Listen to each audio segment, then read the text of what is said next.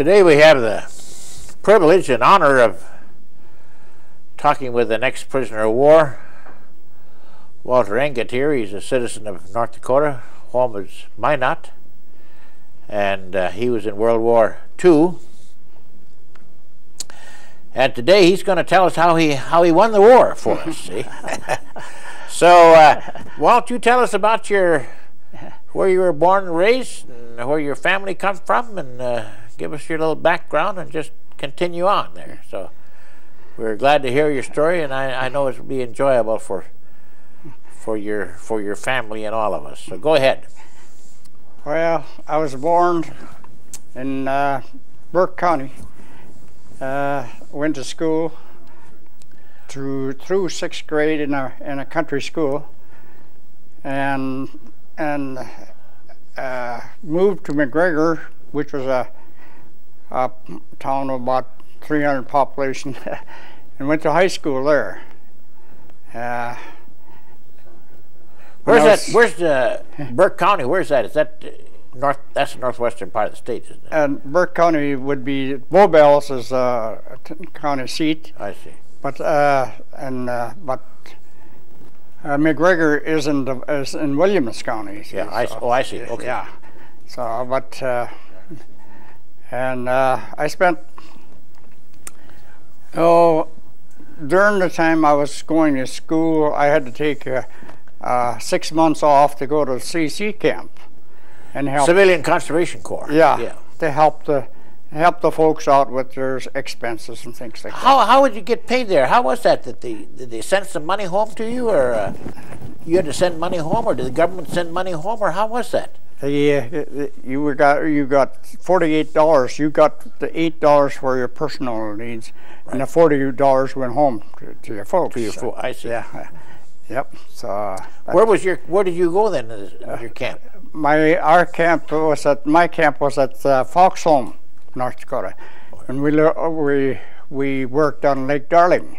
Oh yeah, I see. Yes. So that's north of Minot. Yeah, northwest of Minot. Yeah, It's a game refuge, or yeah. Yeah. So how long were you there? 6 months. Then what did you do? Well, I was still in school, so I finished up my schooling. I didn't get done with my schooling until I was 19 years old. So after my schooling, then I went to Great Falls, Montana, and worked on the airport there. They built a new airport at Great Falls. The Army did, or the government? Government. So what kind of work did you do there then? Well, more or less nothing, because the more you hired these contractors, the more they hired, the better they get paid. See? So they hired a lot of people that didn't have no work for them. Yeah. So, but I spent, I suppose 2 weeks there, and we jumped in the car and went to Everett, Washington. And when I got there, I got a call from my dad saying that I had been called up in Williston. So I headed back for the Williston. Army. Yeah. For the service. Yeah. So I went back there, and then I worked on the farms until they called me up, which was in November. And what year was that? 1942. And then 42.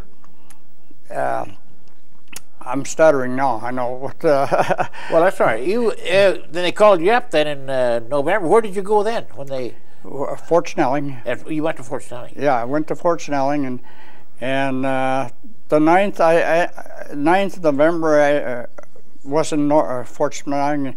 And the 16th of November, I landed at Camp Adair, Oregon, and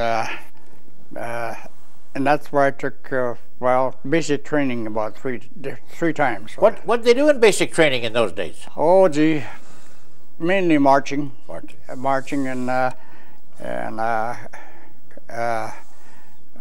just conditioning, really. Yeah, you had a rifle range. And, yeah. So, but, how long did you stay there then? I suppose about 9 months or something like that. Yeah. And then they took us out in the desert in India, California. Oh yeah, and trained us in desert. That's in Southern California. Yeah. Okay. So all the rumors were, well, we're going to North Africa or something like that, because we were just taking desert training, you know. But that wasn't the case. Were you there in the summertime or in the winter? Well, or, it was. I was thinking if it was summertime, it was awful hot. Well, in the wintertime, it was awful wet. Yeah. Oh, I see. So I think we was didn't see the sun for 19 days. The first 19 days at Camp Adair. So it rained. Now that's near that's in Southern California. No, that's in Oregon. Yeah. Yeah, Camp Adair was right next to Corvallis, Oregon. Yeah, Oregon, yeah. And Eugene. So yeah. But yeah. Now you had that training down there in Southern California in the desert. Where'd you go then? Just desert training mostly between Phoenix and the Mexican border. Yeah, I was stationed at Blythe, so I mean that's. I was familiar with that area. Yeah, but we done a lot of maneuvers down in there. In fact, we were on maneuvers 2 years, I think. Yeah. Where'd you go then after that? Well, let's see. It was during the winter, I guess, of '43 that we went to Camp Carson, Colorado, and that's where we got our Terry Allen, who was come back from the North Africa to take us through Germany. He was a general then? Major General Terry Allen, yeah. I see. Yeah. Now, Camp Carson, that's near Colorado Springs. Yeah. Mm-hmm. Yeah. And you left Colorado Springs. Where'd you go then?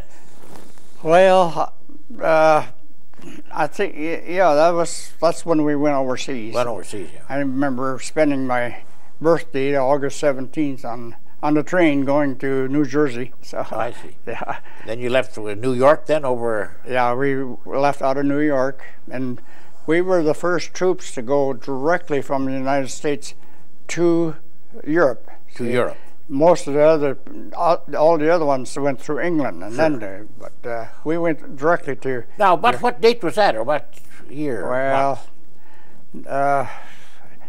that must have been in November, later part of November, I guess, something like that. Now,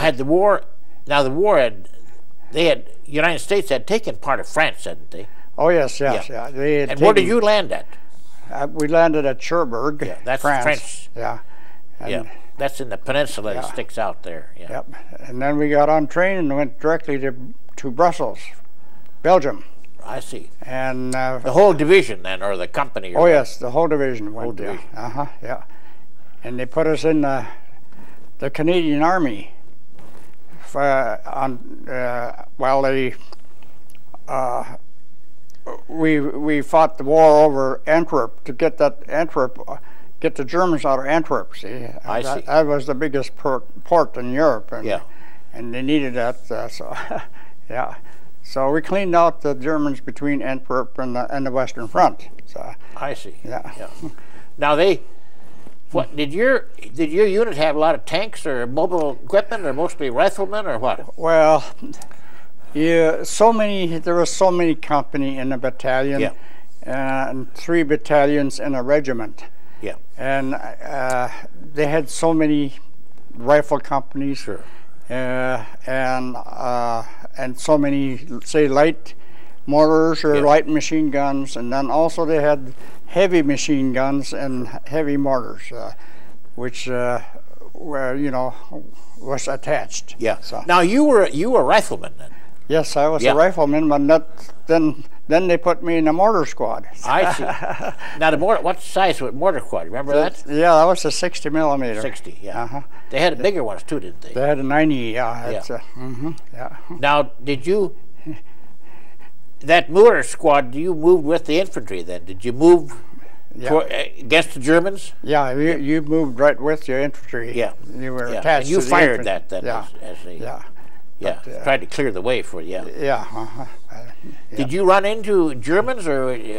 Oh yes, we got a lot of them. Yeah, there was. We were.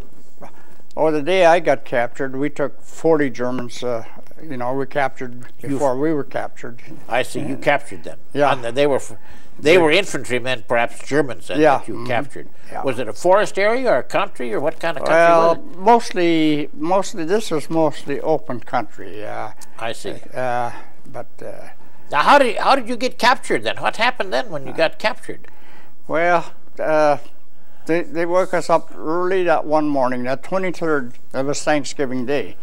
44. Yeah. Yeah. And they woke us up real early and told us that all you had to do is take this hill, 252 or something like that, 232, or you take that hill and then you can get your Thanksgiving dinner. So, but we took the hill easy enough, but we never prepared for a counterattack. And that's where I got caught, in that counterattack. The Germans come against you? Yeah. They surrounded you then, or? No, well, they had them big Tiger tanks. Oh. And infantrymen with it, you know. I see. And we didn't have no weapons to counteract this here big Tiger tank, because that big Tiger tanks, they were big. Yeah. Yeah. So, but... Did you physically see them coming, those big Tiger tanks? Oh, yes, yeah. Yeah, but there wasn't much you can do about it. You was in a hole, and you couldn't move back or anything or escape. No. So, but yeah. They just captured you right there. Then, what'd you do? Throw your hands up or drop your rifles or? Well, I looked up out of this ditch and I seen this guy sitting there with a Tommy gun. You know, so he was standing up, waving, and pointing, you know, and he said, "For you, the war's over." So, so I took off, but you know. You left your rifle in? No, I didn't. I didn't have a rifle at the time. I had a. Oh, that's right. You were in the B. I was in the mortars, and so, but I had a .45 pistol, and all them Germans was very interested in that 45, 45 pistol. So. Yeah, they took that away from you then. Yeah. How many were captured that day then? Well, it seemed like it was, at the time I got captured, there was only about 7 or 8 of us in a squad, you see. Yeah. But I suppose they said that after I'd been captured, quite a few other units had been captured too, so it was about 30, I guess. I see. Yeah. Then what happened after they captured you? Well, they quizzed us. Right on the spot there? No, they took us back about 5 miles or something like that, and they quizzed us, but they didn't get much information because they'd gotten all that information. They knew everything about our division and everything. So but now, when they took you back there and quizzed you a little bit or interrogated you, what happened then? What happened next? Well, this guy that interrogated me was a captain, and he was originally from New York City, he told me. But he said he'd gone to school and everything in New York City, but then had gone to Germany for a visit and got caught there.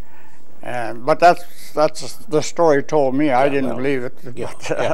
But he spoke English. He very good English. Yep. Yeah, he was. Now, did he interrogate all of them then? Well, no. What they do? They'd pick one guy and interrogate him. See? I see. And I was the one that was chosen for some reason or other. But But the others, they didn't get interrogated. You get any food or when you're there? Or water or anything to drink? Well, no, they didn't. It was very little food. Yeah. I was fortunate enough to have K rations on me when I got captured, so they let me keep that. Oh, yeah. So I had enough to eat for a day or something like that. Yeah. But then we rode boxcars for 3 days. You rode from there? Where'd you go then? We went to, into Germany someplace? Or? Yeah, it was up in the northern part of Germany. Rostock or Stettin? It wasn't Stettin. No. It was north of Berlin. New Brandenburg. New Brandenburg. I see. Yeah. It's, and they put us in a camp there, and I stayed there for about 2 weeks. You don't know the number of the camp, but the name of it. 2A. Yeah. 2A. I see. Now, were these Americans, only Americans, or all kinds of prisoners? No, there was all kinds of prisoners. Russians and Polish and English. You had a barracks then and lived in? Well, yeah, you had some sort of barrack, but we were more or less kept apart. Yeah, I see. From, and then. How long did you say there? About 2 weeks, you say? About 2 weeks, John. And then they finally put us on a train, headed for what's that name of the town, Alice? Neustrelitz, yeah. Neustrelitz. Is that near? Where is that located from Berlin? It was halfway, about 50 miles north of Berlin. Berlin, I see. And was that a camp now? It was at that time. Yeah. But of course, it was in East Germany too. You see. But, oh yeah, sure.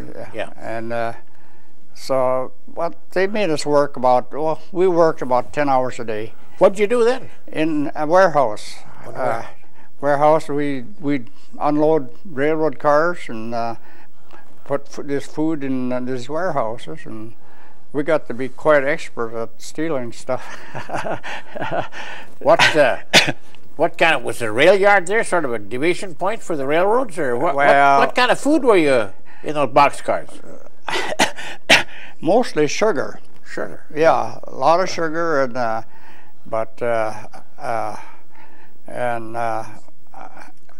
there wasn't a lot of food, I guess. But they had a garrison there in this here town, in Neustrelitz. Do you have guards then around you? Oh yes, yeah. And how many prisoners were there about? Well, about 30. 30. 30 of us. We were on this work detail. Yeah. They feed you some then, and you were. Oh, they fed us. They give us this here bread, dark bread. Yeah, sure. And a piece of that, probably every day, a little bit. And but of course there was no nutrients in this bread because it was made out of sawdust. Yeah. Yeah. You get any soup?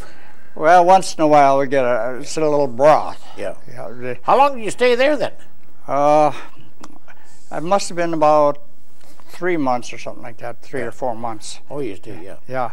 And on the same work detail? Yeah. Mm-hmm. Unloading these boxcars? Yeah. Yeah.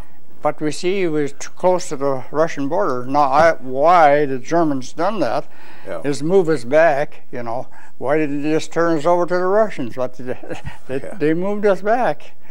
You went west then? Yeah, yeah. So where'd you go then? We went to a place, I still don't know where it was, but it was alongside an airport. I see. And we watched these, we never had seen these jet planes, No. And because we didn't have them at the time, but Germany had the jet planes, sure. but they didn't do anything with them because they were experimental. Yeah. But there was 12 jet planes in that airfield when I got there, and they all crashed. So they did. Yeah, yeah. But they were something, loud. Yeah. Yeah. Seen one Easter morning. Seen one P-51 take 3 of them on and shoot them down. Down in the air. Yeah. Yeah. Now, what were you at a camp then? You were just by this airport? Well, yeah, they put us at a camp. Yeah. What other kind of prisoners were there around? Well, there was not too many, but later on we did They wouldn't put us in with the Jews or, you know, or the Poles or something like that. The Russians, The Russians, but they wouldn't put us together with them. No. But we did see evidence of where the Jews had been slaughtered, and and a lot of times people ask and say that didn't happen, did it? And I says, yes, it sure did. Yeah. Now, how many Americans were there now in this group that in this? Were there quite a few then by this time, or? No, it wasn't too many. I suppose. I imagine about 30 of us. I see. Did you have work? Did you work then at this place too? Yeah, we worked at this warehouse, a big warehouse. Still warehouse. Yeah, yeah. We put in 10 hours a day. Yeah. I see. Yeah, and we only got fed once, you know, during the day. That's in the evening. And, But and like I say, it was this stuff that they fed us was no nutrients in it, unless there's nutrients in wood. I don't know, but but the bread was made of sawdust. Where did you? What about your sleeping arrangements there? Well, they had the double bunks. Yeah. And if you took the lower bunk, you're always sure to get some bed bugs. The bed bugs that get about as big as these beetles, you know. But, I know. Even after the war, I had a big sore on my face because of a bed bug bite, you know. Yeah. Did you have the guards there too, guarding you? Oh yeah, yep. And the German guards were real friendly. They were probably older people. Yeah. One guy was 80 years old, and when we left that place, he said, "I wish we could all live under Eisenhower," he said. So. Yeah. How long did you stay there then? About 4 months, I suppose, something like that. I see. Yeah. Now, what happened next? Well, the Germans the Russians were getting too close to us, so the Germans would move us back again. Then West. So we went to they were going to put us to work on this airfield. Yeah. And of course, you know, you Air Force guys had come and bombed this airstrip. And they'd put us to work filling these craters up again. I see. And just as soon as we'd get them craters filled up, you guys come back and bomb again. So, so they kind of quit that. But then we did go on strike. We struck. We got, you know, tired of that. Yeah. So they put us to work in the dikes. In Germany, there's some dikes they had there, and along the rivers then, or yeah. But and I suppose probably Nile River, the Rhine River, something like that. But and the dikes, they'd been broken or something, and but they kept you 30 together. Well, not necessarily. Some of these guys were braver than I was, but they would take off. But you knew the war was so close to why take off, because you had guards to guard you and everything. The Germans, but you're perhaps safer in a camp than you were out in the countryside. Yeah, getting out in the country and get shot by either side. You know. Yeah. How was the weather then? Oh, well, in the wintertime, we spent November and December where we had snow. Yeah. But it didn't get that cold. No. But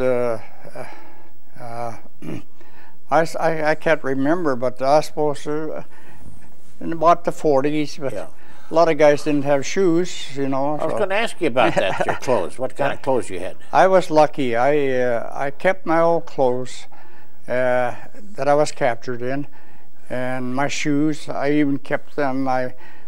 For a pack of cigarettes, I got them half sold, and but most of the guys went through their shoes, so they had to wear wooden shoes, like the Hollanders did, you know. Yeah. Yeah. But How did those wooden shoes were? Of course, were wet. They were pretty good, weren't they? Or well, they're did they warm. ever get used to them? Yeah. I don't know. I never had to try them, but they said they were warm. Yeah. But I suppose they're quite heavy, and you know. Yeah. What about any doctors there to help you if you're sick, or dentists, or? No, there was nothing like that. No. What about church services? You ever have any of those, or? We did it on our own. Yeah. We would say, well, the Catholics would have mass, and the Protestants would, you know, go gather together and say the Lord's Prayer or something like that. Yeah. Now they had that could have it in the barracks or wherever it was. Yeah. Yep. But, did Germans ever punish you that you know of? That any of the men that were beat up or anything? well, I know this one kid. We worked in this warehouse, and he stole a quart of alcohol or whatever they call it in Germany. But and he got punished for 3 days. But I see. Like the Germans said, even, you know, we can see you stealing food, but not liquor. I see. Yeah. But Now, how was the war going? Were there activities around you there that? well, we were I don't know. We were kept up pretty close to the war, but we didn't really know what was happening. But we knew that, like even the Germans, you know, admired Eisenhower, but I knew the war was coming to an end. They knew it in their heart, you know. They knew what was going to happen. So, yeah, but they were all afraid of not the United States. They were afraid of the Russians. Sure. And as the Russians come in and liberated us, well, the Russians liberated you, you say? Yeah. Mm-hmm. Okay. But all the populace was moving towards the American lines. Yeah. The roads were just clogged with people, you know, going towards the American lines, and so with their horses or cows or whatever they had. They were going west. Yep. Yeah, towards the America. Mm-hmm. And you were left there then with those? We were left there for a whole day without any protection or anything. And that was the first time I took it upon myself to go down to this warehouse in this town and get me a Red Cross parcel, because I'd never had one. So oh. I got one, took it home to the barracks, and ate a chocolate bar. I was a sick boy. My arms were just all over my body, big sores, blisters. I see. From that chocolate. Yeah. Yeah, you so maybe ate the whole bar at once. Well, no, but it didn't take long, because sweets was unheard of. And, that's right. Yeah. Now, what about? How many men were with you now in this? Were there other men with you too? Well, a lot of them some of them had taken off, and you were pretty much on your own then. In this if you wanted to be, but I said, what the heck's the use of taking off and probably get shot by an American or even a German or. Where were the Russians now? The Russians were they were moving through. This town. They were going past you. Yeah, But you saw Russian soldiers. Oh yes, yeah. And vehicles and so on. Yeah, Did you have any contact with those Russians? No, we were told to not to have any contact. Did you have any contact with those Russians that come with Cossacks with horses that come through? Never seen them. No, didn't. Never seen them. No. But now what happened next? How long will you stay there? Well, what they done, it was, I guess, about 40 miles from the Rhine River. They come in, American trucks come in to pick us up. Yeah. And the first place they took us was this here camp where all the Jews were massacred, were starved to death. Buchenwald or? Yeah, it was a different name than that, but it was one of the famous camps over there. And we've seen thousands of Jews laying around dead, So they took you there? Yeah, they showed us. The Americans did. Oh, the Americans did? Yeah. Oh, in the trucks. Oh, Yep. I see. They make sure that we'd seen it. You betcha. Yeah. And then then you took a tour then of this Yeah, they. camp. Yeah. And then what? They took you from there and left you, took you some other place? Yeah, they were the Americans took us to, oh gosh, this port in France, and they held us for 2 weeks there. Wasn't Lucky Strike or? Lucky Strike, yeah. And they held us there for 2 weeks while we got nourishment and things like that, to build our bodies up again. Those trucks, did that belong to that Red Ball Express, or were they just big trucks that the Army had? No, it was big trucks. Yeah. All our vehicles were taken, by the Red Ball Express. Yeah. But these were trucks. Yeah. Were they stake trucks that they loaded you guys on and took you to Le Havre? And it's real good that they did, because I don't know. We were 40 miles in the Russian territory, Sure. And they come all that way and picked us all up. Well, that's pretty good. See, there were some guys, POW. I know Stuart Buck, and he was a POW. He was in the Russian area, and he was sent into Russia at the end of the war. Yeah, well, that's what we wanted to get away from. Yeah, that's right. Yeah. So, but yeah. Now, when you went to Camp Lucky Strike, were there quite a few there that you did you know any of them, or your unit was there? Or? No, it was just prisoners of war, more or less. So this division of yours was no longer. They were broken up. Yeah, they were sent back to the United States right after the war. Yeah. So, but they were slated to go to Japan. Sure. And of course, the war ended before they went. So yeah. Now, how did they treat you there at Camp Lucky Strike? Well, that was a pretty big camp, wasn't it? There was a lot of. We spent most of our time standing in line for what you call it, milkshakes or something like that. Yeah. Mess hall area. Yeah, but they wouldn't feed us very good because they couldn't. They couldn't because we'd get too sick. How was your health when you left Germany there and went to Le Havre at the end of the war? Well, I didn't have no problem myself because I went through the Depression, so I knew what later on I found out that I couldn't eat full meals. No. Because my stomach had shrunk so much, and I guess I'm still at that stage. Yeah.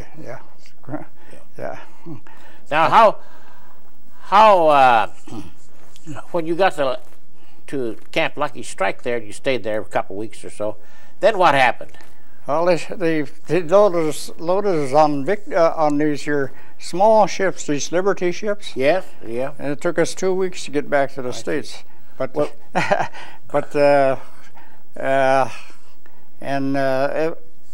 they fed us most. In fact, when you got back to the States, we were big and fat. Yeah. That Liberty ship? How many men were there on that ship? Well, guessing, just a couple hundred, or I suppose something like that. Yeah. But they fed us really well. Yeah. Yeah. And you had an organization on the ship of some type, I suppose. No, it was. I mean, you were individually, yeah. But I mean, you slept certain places. Oh yeah. Oh sure, yeah. You bet. Did you have any detail on that ship coming back? Once in a while, you'd probably get, say, KP, go down and wash dishes or something like that. Yeah. Was it a pretty rough trip or pretty nice? Well, it was a nice trip. What kind of beds did you have, or bunks? Did you have bunks then? Or? Yeah. It's 2 bunks, I guess. Sure. Yeah. They were beds. Yeah, but they were hammocks. awful close together. Oh yeah, sure. Yeah. Did you get sick on the ship coming home? Not coming back. I did going over. Yeah. We went on what they call it was a German passenger ship. I see. That was confiscated by the Americans in Brazil. Oh. And this was a real nice passenger ship, and they call it Lejeune. Yeah, I see. Yeah. So, but yeah. Then when you come back to the state, where'd you land then? Went directly to New York City. New York City. They didn't keep us. They put us right back on a train, and we headed for home. They didn't. Didn't dally one bit. No, sir. You didn't stay at Fort Dix or any of those places, or no. No. On a ship. They just put you on a train. Yeah. And then you went right to Fort Dix. I mean to Fort Snelling. No, we didn't even go to Fort Snelling. We went straight home. Oh, you went straight home? They gave us 90-day furloughs. And, where'd they do that on the ship? Or they arranged that on the ship? Or well, I suppose it'd be at I don't know where it was done, but and then you took the train right home. Yep. Where was your home then? Noonan, North Dakota. Right on that's up on the border, isn't it? Yeah. Well, I thought my parents lived in Noonan. See? Yeah. And when I got there, why they didn't live there anymore. They had moved to McGregor. But lucky enough, my sister was living in Noonan, so I had an uncle that lived in McGregor. Is that right? Yes, south of McGregor. His name is John Sathry, but John Sather? Yeah. Sathry? An old guy, old bachelor. Yeah. Oh yeah. He lived in McGregor. Raised sheep there. Oh yeah. That's how. Now they'd moved to McGregor, you say? Yep. Then did you go to McGregor? Well, yeah, I went to McGregor, and what were your folks doing now? They were running a restaurant. They were in McGregor. Yeah, in McGregor, and so I mean, for 90 days, I more or less hung around, sure. The bar. Yeah. You had to have your share of that, Yeah. Now, were you married then? No, I didn't. We didn't. After the war's over, I decided I wanted to go to school, and I thought about coming to UND, but I eventually ended up going to Fargo Business College. Oh yeah. And so I got 6 months or 9 months, I think I went to that Fargo Business. That was under a government program or something. Yeah. Yeah. And so I guess this is where I met Alice, and sure. And we got married, and her brother was working on the railroad. And so he got me started working on the railroad. Now, what year? What was this in 1945 or 47. 47. Yeah. And then you started on the railroad. Mm-hmm. Yeah. Now that's pretty much seniority. Yeah. Railroad. Yeah. You were on the Great Northern. Yeah. In the yard or on the road? No, I was on the road for 3 years. I was on the road. Worked the extra board. That's what they call the extra board. And anywhere between Wahpeton and Crosby, I worked it. I see. Yeah. Now as a brakeman or? No, as a depot agent. Oh, as a depot agent. Yeah. Oh, that's what they call. Yeah, I see. Yeah. Now you had the code then. Did they have international code or Morse code? They had the Morse code. Yeah. Morse code. Yeah. But that and you were you as a first man then on these small depots, or did you get a second man? Yeah, it's a lot of times you were. The boss would send you to this place. I need you at this place to relieve a guy, and I probably need you someplace else. So, but my specialty was these towers, these switching towers. Oh, I see. And I worked most of them because nobody else wanted to work them. So, yeah. Why wouldn't they want to work those towers? Was it lonesome or? It was kind of hard work. Them levers weren't easy some of them were electrified, but some of them weren't, So that's electric to change the route, the trains, the tracks, yeah. So, but I worked Castleton, I worked Minot, and I worked Hannaford, not Hannaford. In the tower. Yeah. Yeah.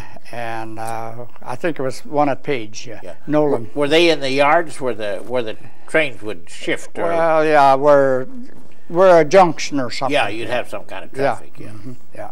So yeah. Now, how long did you when you got married? Then when you get married? Well, it was June 30th, 1947. 47. Well, now, did you continue working on the railroad then? Yes. Yeah. What kind of work did you do from then on? Same work all the time, or? Well, mostly it was. I got a job at Grenora. After. That's right on the border of Montana. Yeah. And what railroad was that? Great Northern? That was a branch of the Great Northern. Yeah. Out of where? Out of Stanley. Oh, Stanley. Yeah. Okay. And so I worked that for 19 years. 19 years. Yeah, I was up there. Nice little town, and we were very happy there. Yeah. Our kids were all born there, and some of them, they were all raised there anyway. How big a town is Grenora? Well, at that time it was about 400 or 500, something like that. But now it's down to probably 250. How far away from Montana was that? 4 miles. 4 miles. Yeah. But it was quite a little town. But we were happy there. And you worked for Great Northern then all the time? Yeah. Mm-hmm. Did you take any other jobs later? Did you shift to other places later on, or? Well, then the railroad went into where they got rid of all the agents and operators and things like that. I ended up at Beach, North Dakota, for about 6 months there, and then finally bid in the job at in Montana, just out of Sydney. Oh, I see. On the Great Northern. Yeah, but them jobs were very few and far between. So I had a chance to get into Minot, and I took it, and so we moved there, and we've been there ever since. Yeah. So. How many children did you have? I have 5. 5. Yeah. How many boys or girls? Well, Keith is the oldest one. He's still with the railroad. He's in Minneapolis. Linda is our oldest daughter. She's in Columbus, Ohio. And Mark is in Williston with the National Guard. Active duty? Yeah. Full-time, Yeah, full-time. And Kathy has a bakery, has a cake-making machine business in Williston. I see. And the youngest one lives in Minot with us. Yeah. Well, that's pretty nice. Yeah. Now, how has the VA treated you since your war years? Well, that's one thing. I suppose that's one bone of contention. I feel that the VA in North Dakota especially treated their veterans real bad. Even national commander said that. Yeah, I see. Yeah. But I think probably 10 years ago they gave me 10% disability. Yeah. Where I know a guy that was never in the service getting 100%. You see, that kind of rankles a guy. Yeah. Now, have you been down to the VA for physicals or operations or anything? Not lately. No. It's. No. I found out that by going to the VA, you might as well. The VA turn around and bills your Medicaid or Medicare. Yeah, that's right. So you might as well go to Medicare, your own doctor. So sure. Yeah. So you do your doctoring in. I do. Minot. Yeah. Mm-hmm. Ever been to Minneapolis to the VA there? No, I never did. No. But now you got your bonus from North Dakota. You got your license and so on. Yeah. So, How is the state of North Dakota or the government treated you, Jake, since you got out of the service? I mean. Well, I think the state of North Dakota, which is the national government. I mean, they work for. That's right. Yeah. They work for the. Yeah. But they didn't treat me very good. I know that. Yeah. Well, everyone is treated differently. Yeah. But they told me that I had a bad stomach, but they never would compensate for it. No. So, did you ever go to the John Moses Hospital there in Minot? no, I never did. I think I was in there one time, but sure. Yeah, I was. Of course, that's gone now. Yep. Yeah. They don't have any.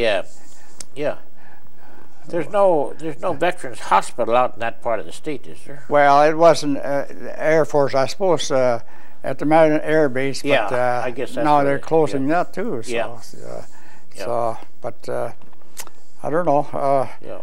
I suppose they're letting the private doctors take over. I don't know. Tired hospitals. Know. So, but well, if you're going to live your life over again now, Walt, what would you change or what would you do?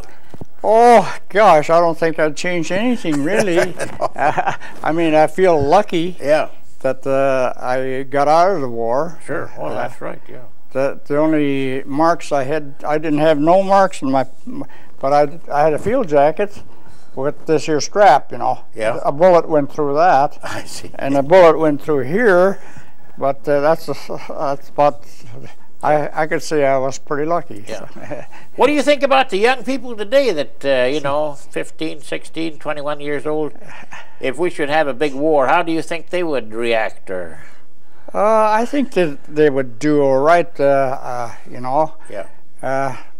You have to do what you have to do, which a lot of them nowadays don't, aren't that way. Probably they'd learn how to take orders. That's for sure. That's what we had to do. It didn't take long. No. Yeah, you bet. But now your son is in the National Guard out there. Is he on? He's on active duty with the National Guard, or is he on active duty with the U.S. Army? No, with the National Guard. With the National Guard. Yeah. But their service is just the same as. He gets 20 years. He's going to camp now, I suppose, sooner. I see Devil's Lake is that, Devil's Lake has started now. Their summer camps. Mm-hmm. Well, he's a secretary, really. What they call, I don't know what they call him. They're administrative officer. And he works with computers and things like that. So now, what do you think is the big problem in the world today, Walt? Well, can't understand how these people, condone these leaders that they have, like the one in Yugoslavia, who could kill and kill and kill, and isn't. Of course, they have them. They said they have placed murder charges against him, but he was. Look at all the Serbs he took care of, because of just ethnic killing. Do you think our world is a more dangerous place today than it was 25 years ago, or do you think we're safer? Or? Well, it's refined. The world is really refined. It's go through a whole war and don't lose a casualty. That's pretty good too. But do you have you? Now, you've been quite active in the prisoner of war organization in the state of North Dakota. What about American Legion and VA and DVA and so on? Have you been quite active with those two, or? I've been pretty active with the Legion. I in my hometown of Granara, of course, I was commander for two terms.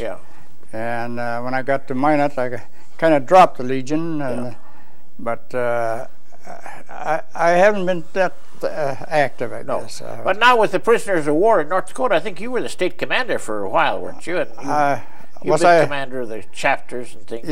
You've been fairly active. I think I was second after Slavko, I guess. I took Slavko as the first president.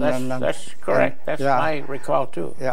But your wife has been very active too. She's been my backbone. How long has she been Secretary Treasurer of the prisoners of war in North Dakota? Do you have any idea, Alice? 15, 20 years, something like that. Been quite a while. She's done very. She's one of the key, perhaps the key Well, even though she's a lady, she may be the key person in North Dakota as far as the prisoners of war are concerned. Yeah. Because she writes these letters and keeps this newspaper out, and that's what's keeping the organization together. Yeah, otherwise, it may. Yeah. It's quite easy to fall apart if you lose your communication. Sure. But no, she does a wonderful job, and they enjoy that letter, by the way. Oh yeah. In fact, they anytime you write a letter, people like that. They like to know what's going on. Sure. Yeah. They like to know that we're still active. Yeah. But we've from the Dakota North chapter now, we've lost so many. It's I think we only got 12 or 13 left. Well, that's the way all the chapters are. Yeah. Well. Yeah. I'll tell you, it was nice visiting with you, Walter. Well, and I know that your children and grandchildren, great-grandchildren will enjoy this tape here. They see what you look like, and you can tell the story. And say, we got this big plaque here. Why don't we? Maybe could you tell us what that is? Well, most of it's the dog tags. Yeah. And discharge. Yeah. And of course that's Timberwolf Division that I was in. Yeah. And that's rifle training and bayonet training. But this is Bronze Star, which you get for being a rifleman, expert rifleman. I see. So, so North Dakota kids, we could shoot rifles. That's one thing. Well, the men from North Dakota stood up well in the war. I noticed that. From what there's the POW medal here. Yeah, and good conduct. Good. There's a European for being in the European theater. Yeah, with three stars. Yeah. And then Bronze Star. Yeah. And I don't know what the heck these are. That's a service for being overseas. Yeah. And a victory medal for being. Yeah. Yeah. And those are that's the division. Division. Yeah. And the corporal stripes and. After the war, I made corporal. Well, that's good. Yeah. Yeah. So, well, you had a long. How many years were you in altogether, Walter? 3 years and 17 days. 3 years and 17 days. Yeah. Then you were with the railroad, of course, a long time. Yeah. Yeah. But yeah. And you were pretty good shape. How is your wife feeling? Well, she broke her foot. Yeah, I know. I heard something about that. Almost a year ago now, but she's getting along okay. Yeah. Yep. Well, I want to thank you, Walter, for coming down from Minot and visiting with us, and I hope you have a nice trip back. And when you leave now, we'll give you a tape of this, our visit here, and I'll send you some more tapes later on. So okay. Yeah. You'll remember it. Yeah. For your children, see. So. Yeah. Then, well, thank you. Yeah, well, thanks an awful lot. Yeah. So you have a safe and nice trip back. Sure will. Yep. Yep.